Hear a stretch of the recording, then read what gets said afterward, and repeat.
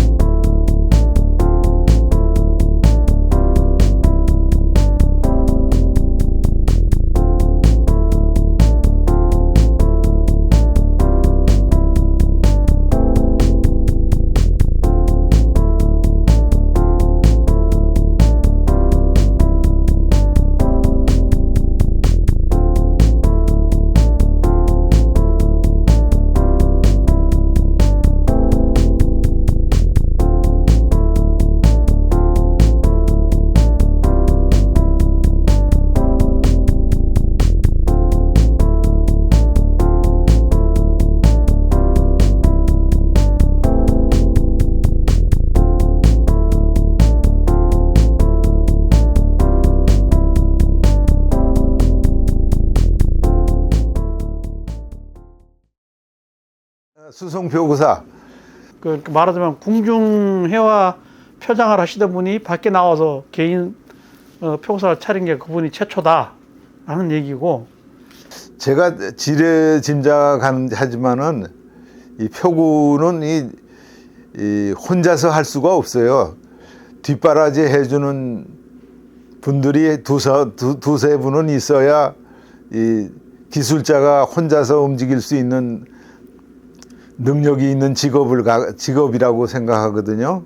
그래서 그때 한씨 집안에서도 궁중에 들어갈 때 그 한 선생이 혼자 들어간 게 아니라 집안 내로 2명 정도가 따라 들어갔던 걸로 내가 알고 있어요.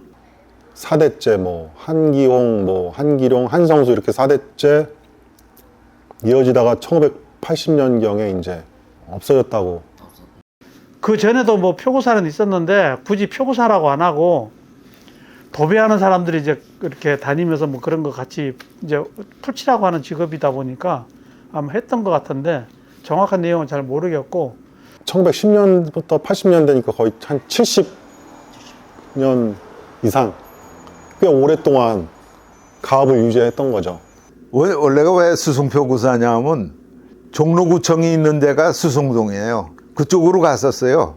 그쪽에 가서 저걸 하다가 그래서 궁에서 자꾸 부르니까 뭐가 뭘 좀 고쳐야 될 게 있다든지 뭐 저거 할 때 되면 그래서 가차히 온 게 여기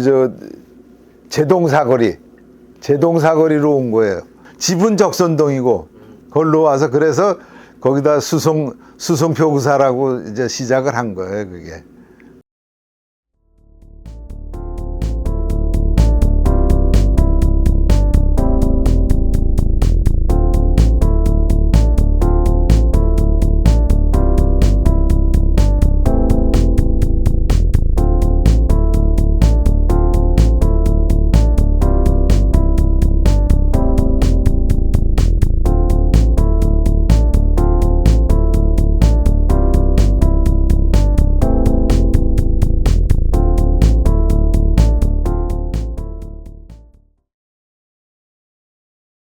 그 조선 김창식이라고 나오죠.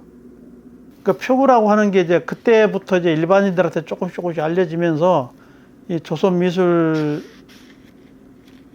이런 여기서 이제 그런 표구 전시를 한번 했던 것 같아. 이제 표구사라는 거는 이제 또 액자나 이런 걸 만든 걸 대중화된 그런 가게를 붙는 상호니까 아마 그래서 이제 표구사라는 이름으로 하신 게 아닌가. 우리나라 조선 역사에 그 봐도 화가나 서예가들은 많아도 표구사는 장황사가 누구다 이런 거는 한두 사람밖에 없어요. 기록이. 김창식 선생도 저거 했는데 그 양반이 어떻게 저 하여튼 독립군과 관여돼 가지고 엮여 가지고서는 서대문 형무소에 갔다는 그 기록이 있습니다. 그 양반이 그 서대문 형무소에 들어가 가지고서는 3년인가 5년간을 있다 나왔는데 거기서 이 표구 기술을 배웠다는 식의 얘기를 내가 들은 적이 있어요. 그 양반은 그래가지고 나와서 우리 표구하는 그런 양반들을 찾아다녔다는 거. 그러니까 순수하게 이 쉬운 얘기로 어디에 속하지 않고 순수하게 배워졌다는 얘기가 나오는 게 그런 데 있는 겁니다. 고객이 뭐 한국 사람들도 있지만 일본 분들도 있으니까 여러 가지 다양하게 하지 않았을까. 일본인 고객에 맞춰서도 하고 이제 한국 고객에 맞춰서도 하고 요즘도 그렇지만 그때도 이제 다양한 표구 형식을 취하지 않았을까 짐작이 됩니다. 저도 그 내용은 솔직히 모르겠어요. 그냥 조선미술 표구사가 우리나라 표구를 찾으러 다녔었나? 그런 거는 모르겠어요. 일본에는 이렇게 풍대가 있으면 이제 우리나라에 이렇게 유소라고 그래, 유소. 이렇게. 이거는 이제 왕실 거니까 좀 더 이렇게, 이게 나경인가? 나경일 건데. 맞아요, 나경. 붉은색 비단 나경.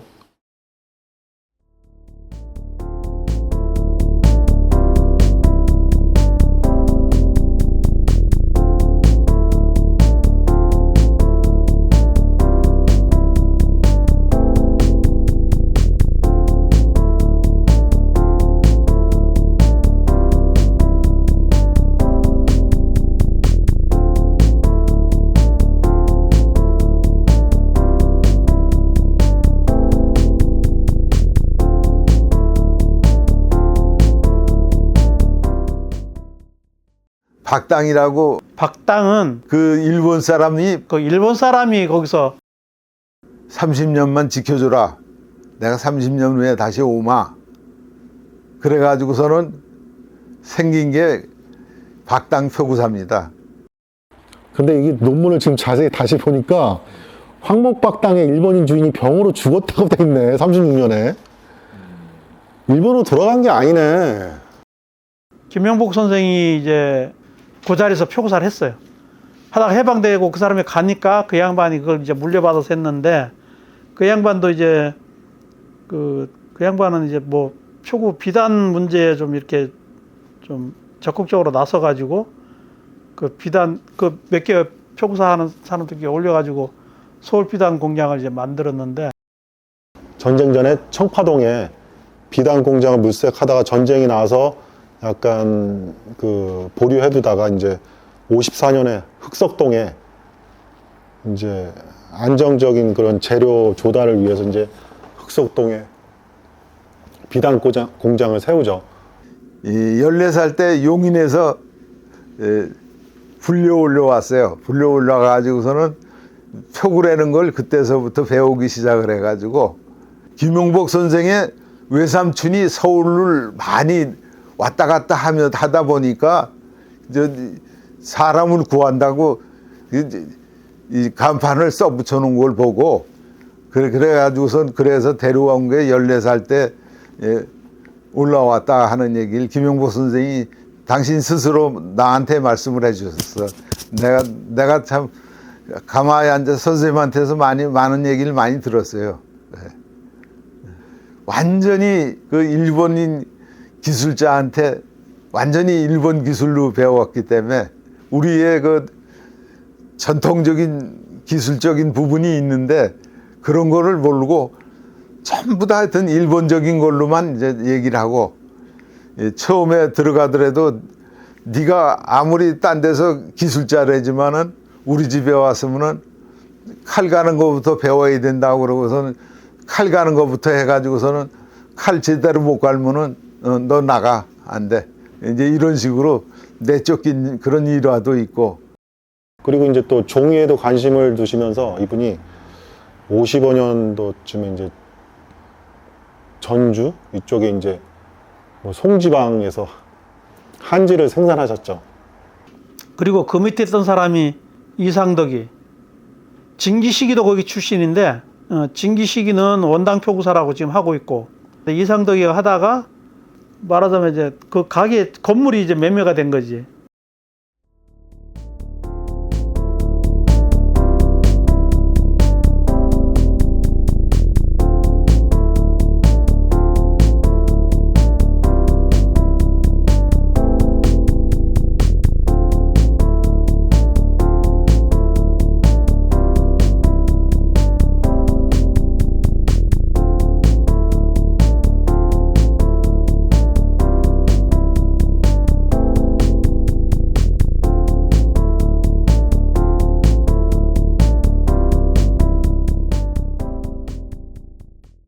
태화관 바로 앞에서 저 운경 표구사 있는 건물, 그 건물이라고. 표구사를 차렸던 거예요. 그래서 그게 상문당에 53년도일 거예요. 왜냐하면 서울이 저 6.25 전쟁 나고 부산 갔다나 대전 갔다 뭐 어디 갔다 피난 갔다 올라온 사람들이 많이 들어올 수 있기 시작한 것이 53년도 후반기부터예요. 박봉환 씨하고 전씨라는 사람하고 인천윤 씨라는 사람이 있어요. 요 세 사람이 그 당시는 남선전기라고 일본 사람들이 전기회사 기숙사가 여기 있었어. 여기 기숙사 도배를 상문당 그 세 분이 전적으로 도맡아서 외정시대 했어. 그러면서 도배를 하게 되면은 벽에 걸렸던 족자든지 액자든지 그것도 수리해달라고 그러면 가지고 와서, 그래서 그 양반들 셋이서 손이 맞아가지고 표구사를 차렸던 거예요. 그 건물을, 그 교화집이 있던 집인데 그걸 홀고 거기도 새로 지었는데 3층짜리 건물을 2층인가 3층인가 3층이지. 그 이제 아들이 그걸 물려받아서 했는데 아들은 표구 일을 정식으로 배우질 않고 운영만 했다고. 운영을 했는데 거기 이제 책임자가 이하복이가 있었지. 이하복이. 상문당 이제 이하복 그 사장님 아까 또 나왔는데 그분하고 박우윤 아들 그분이 이제 뭐 그림 매매도 인사동에서 하시고 논문 쓸 때만 해도 이제 인터뷰 하고 그래서 이제 지금도 이하복은 이제 거기 상문당 간판을 가지고 동일 빌딩에서 해요. 지금도. 그 상문당이라 상호만 가지고 간 거지. 이하복 씨가 책임자로 있으면서 운영만 했는데 예술품 매매하는 그 말하자면 갤러리 비슷하게 그렇게 했었는데 그거에 투자 실패를 해가지고 말하자면 이제 그게 좀 문을 닫게 된 거예요. 그게 문을 닫게 되면서 그 건물 비워주고 그 상호만 이하복 씨가 가져간 거예요.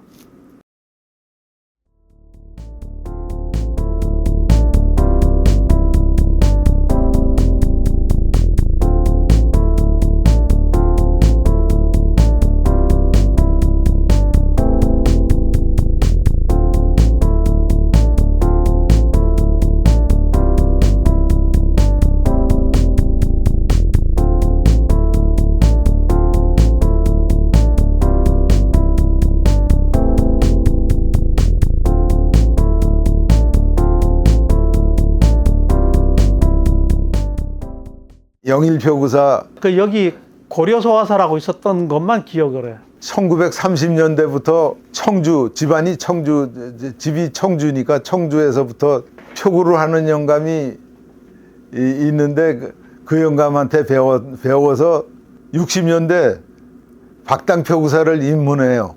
그런 다음에 무형문화재가 돼가지고 그때 입문하는 날 내가 그 박당표구사 비단 끊으러 갔다 그 자리에 앉아 있었어. 그 얘기를 좀 잠깐 해줄까? 얘기를 해야 되는 게 첫 번째, 이제 그 양반이 무형문화재가 돼가지고 이제 일을 뭐 이렇게 국가에서 하는 것 좀 이렇게 문화재 수리 같은 걸 좀 하고 했는데 언제부터 출발했는지가 아리송하고, 나이가 자꾸 이제 들어가고 뭘 하다 보니까 이제 두 번째, 이 국가가 일을 줄 때 기술이 얼마만큼이었는지 모르겠고, 그냥 수의 계약이 없어지고 세 번째, 이걸 못 따라간 거예요, 이 양반이. 아주 대화술이 좋아서요. 그래서 그 일감을 많이 못 맡았는데 또 연세도 있고 이제 그러니까 그 양반 지론이 뭔 줄 아셔? 절대로 우리 집은 못 만진다는 소리를 하지 마라. 니네 친구들한테도 일절 얘기하지 마라. 또 얼마에 했다는 얘기를 하지 마라. 종이를 어디서 사왔다는 얘기를 하지 마라. 아, 참, 하여튼 전부 다 미궁 속이요. 김표영 선생님도 이제 그분도 이제 인간문화재로서 한 획을 그으신 분이시지만 저는 이제 그 정서적으로는 이제 그 박당이나 그 낙원 표구사가 정서적으로 좀 가깝게 느끼거든요. 인사동에 있는 사람들 다 마찬가지예요.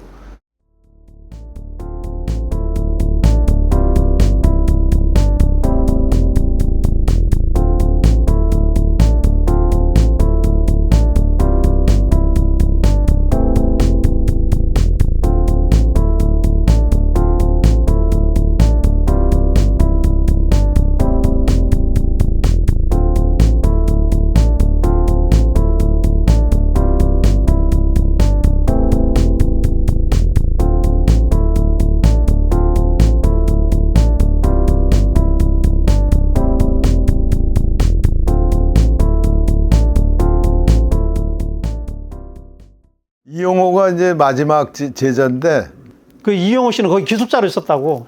여오련 선생의 마지막 제자는 박문철이가 딴 데 안 가고 41년인가를 그 자리에 여오련 선생 문화사에서만 있었어.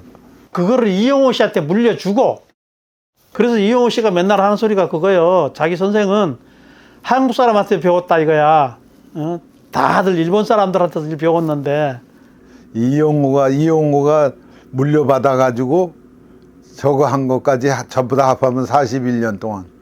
가끔 이런 게 있어. 자기가 속해 있는 표구사에 대한 어떤 프라이드, 이런 걸 얘기하려고 하다 보니까 이제 그런 얘기를 하는 거지. 우리는 일본식하고 다르다, 뭐 이렇게 주장을 하는 거지.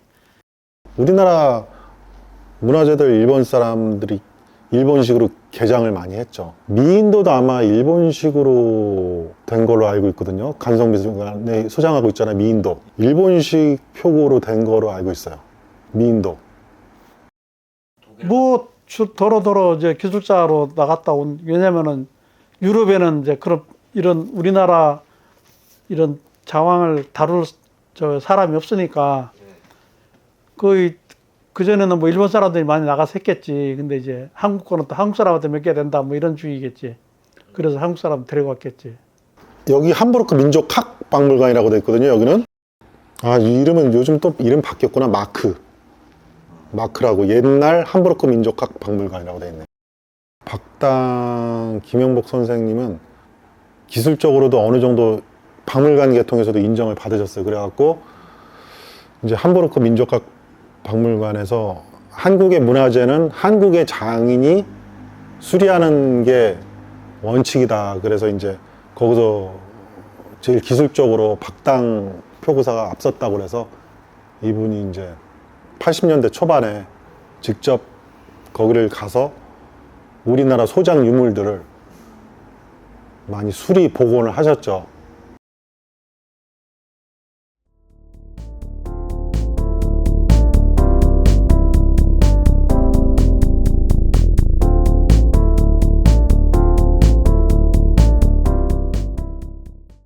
그때 당시로는 사진관이라는 게 획기적인 거거든. 그 사진관을 운영하면서 그 이제 표구하는 사람도 같이 이제 뭐 모집하는 광고를 냈다고 이제 이렇게 알려져 있는데, 김규진이라고 하는 분은 화가예요, 서화가.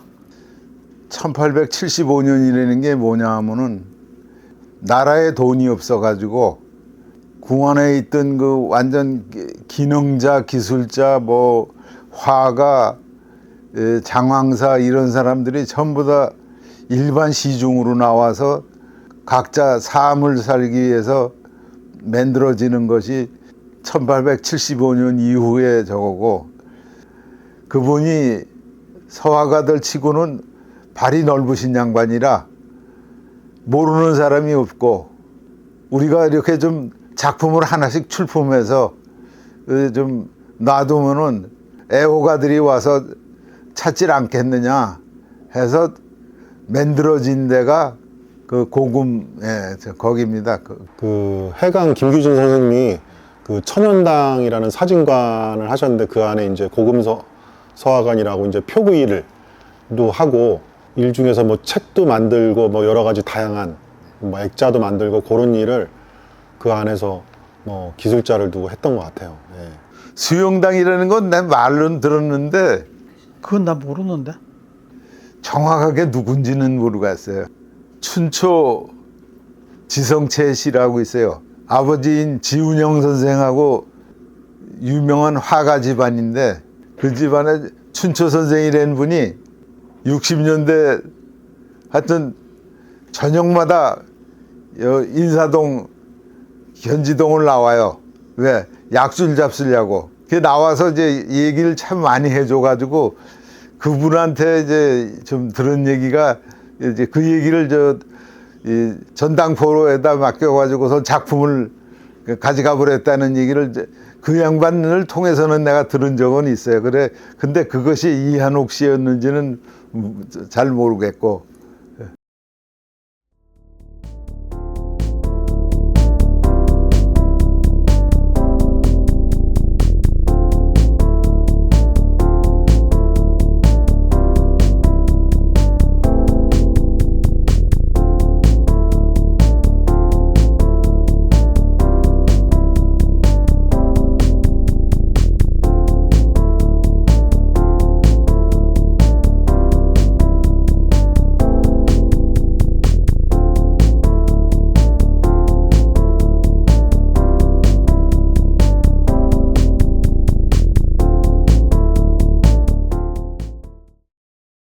그 상신당 이상열 선생이 주로 하던 얘기가 있어.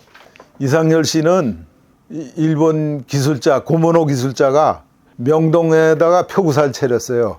어디 저 만주에 가갖고 이제 뭐 그 출장을 가는 일이 있었는데 일본 기술자하고 자기하고 이제 둘이 이 기차를 타고 갔대. 거기서 7년 동안 시다바리부터 저걸 해가지고 이 고모노 자격증을 받았어. 근데 기차 안에서 뭐 작업을 했나 봐. 그 주인한테, 일본한테 받은 게 아니라 주인이 너는 고모노 기술자가 가능하다. 몇 개를 이렇게 일본인 기술자하고 나눠서 했는데, 일본인 기술자는 그래가지고 유일하게 중국에 3개를 했는데 2개가 터졌고, 장춘에 가서 기술자 생활을 3년을 하고 온 양반이에요. 자기도 3개를 했는데 1개가 터졌다. 그래서 자기가 더 기술이 월등하다. 기술은 좋았지. 좋았는데 이런 식으로 이제 언제 글을 쓴 걸 내가 한번 본 적이 있어요. 근데 나 속으로 그랬지. 그 양반은 대표적인 게 돈대로 해준다. 2개 터지나 하나 터지나 매한 가지 아니야. 잘 모르겠어요. 솔직히 쓰긴 썼는데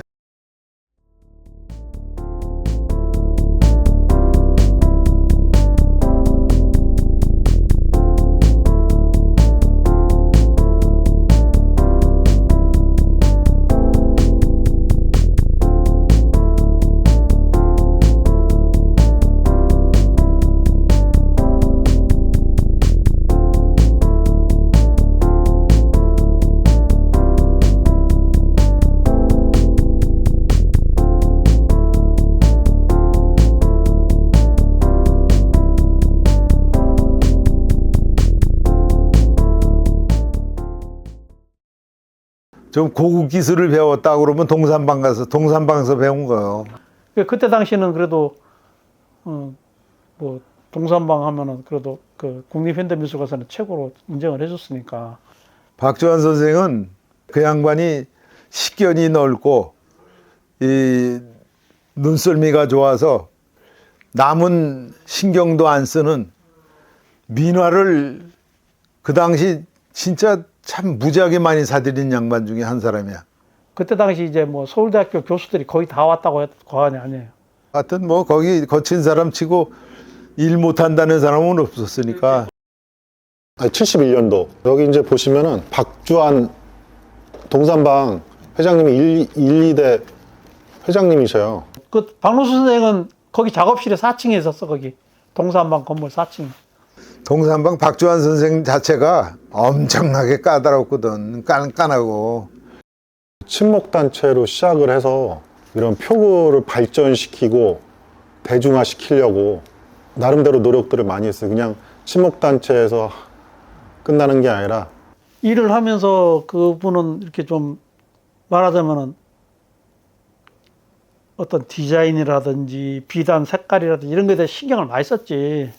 그러니까 그런 게 알려지면서 그래도 뭐 이렇게 동산방에서 표구를 해보는 게 그래도 사람들이 소원일 정도로 약간 비싸긴 했어도. 동산방은 그냥 왜냐면은 동산방은 그 표구 쪽이라기보다는 방향성을 틀었잖아요.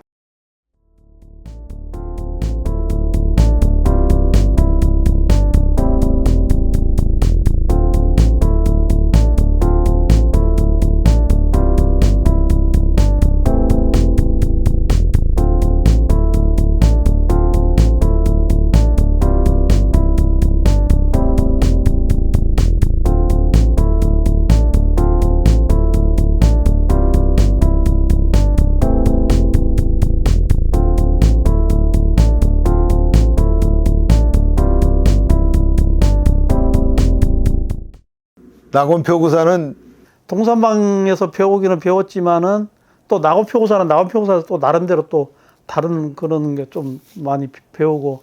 표구 교재가 실제로 없었기 때문에 이호 선생이 한 거를 거기 저기 학생들이 그저 기록해 놔 가지고 자기네들끼리 짜집기식으로 저거 해놓은 거 그런 식으로는 있는 것 같아요. 뭐 예를 들어서 또 낙원표구사 사장님은 뭐 수리할 게 생기면은 뭐 그 기록 사진 찍고 하는 거 그런 거를 좀 이렇게 자꾸 하라고 이제 시켜줬지.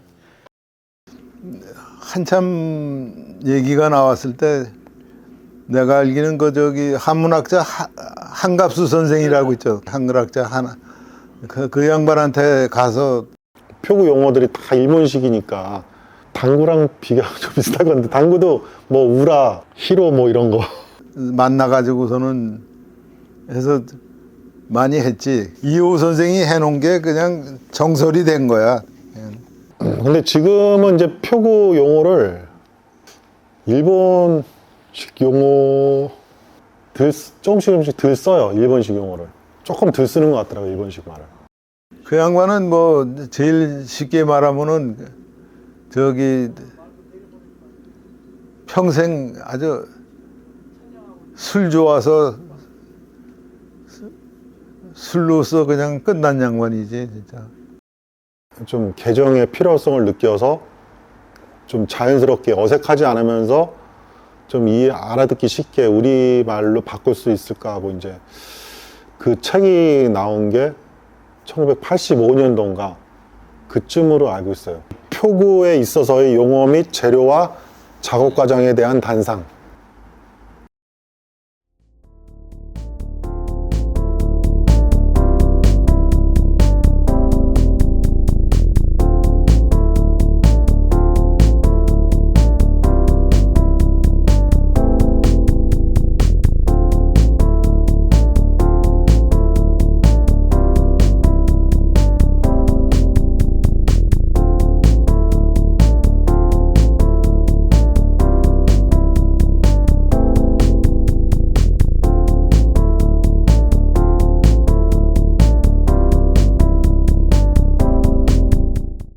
누군가 친구놈이 야 너 고수익이니까 성공하라 해서 익성이라고 해라 했는데 사주 보는 양반 두 양반이 있어.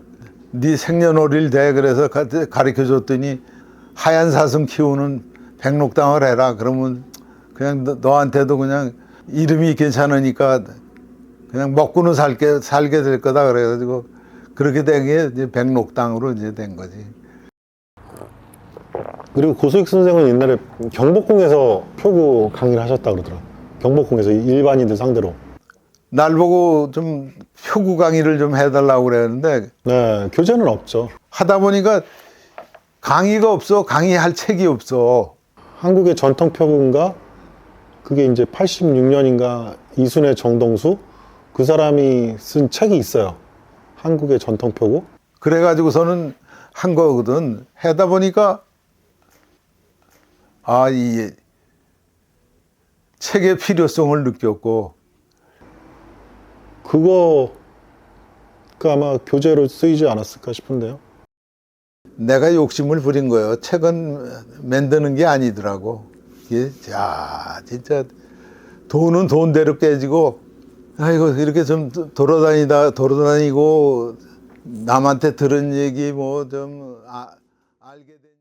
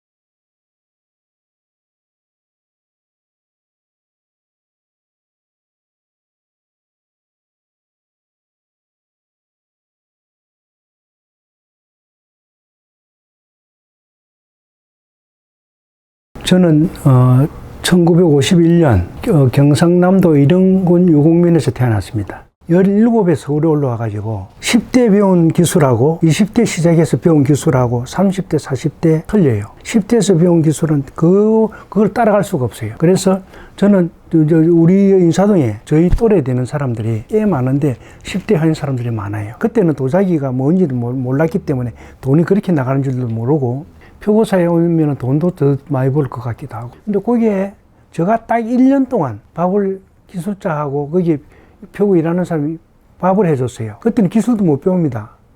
사청회의니까 웬만하면 봐줄 것 같은데 절대 안 봐줍니다. 그래가지고 그걸 1년 동안 했는데 1년 딱 되니까 내 밑에 사람을 하나 또 두더라고요. 그리고 기술을 이제 그때부터 이제 풀 쏘는 걸 또 배웁니다. 풀 쏘는데 한 몇 개월, 칼 가는 거 한 몇 개월 이래가지고 하고 나면은 그때부터 이제 풀솔 잡는데 풀솔도 물솔이 있고 풀솔이 있고 또 예민한 얇은 솔도 있고 두들기는 것도 있고 이렇습니다. 근데 제일 처음에 물솔부터 잡아요. 종이 위에 물을 칠하면은요 푹 퍼지고 그 물솔 하는 것도 잘 못하면 종이가 늘어지고 또 들지도 못해요. 그거 연습을 좀 하고 이래가지고 하고 이제 비단은 그냥 이런 옷감 비단 같은 것처럼 비단이 나오는데 그 뒤에 종이를 배접이라는 겁니다. 요즘 뭐 배첩이라고 하는데 접을 붙인다 그러지 우리는 배울 때 배접이라고 그래요. 그걸요. 비단 배접하고 지금 이거 조금 조금 바뀌었는데 액자든 병풍이든 문살처럼 작아지 나와요. 털 나가면은 그거를 종이를 갖다가 처음 붙이고 두 번 붙이고 세 번 붙이고 네 번까지 붙여요. 일본말 우리가 좀 일본말 배웠는데 초배, 배다, 우깨 뭐 이런 식으로 들어갑니다. 초배만 처음에는 해요. 배다도 못해. 배다는 두 번 붙이는 거는 잘 안 시키고 초배만 시켜요. 저 나무 위에다 풀 발라가 종이 붙이는 거. 그러고 그런 식으로 해가지고 그림을 만지기까지는 몇 년이 걸립니다.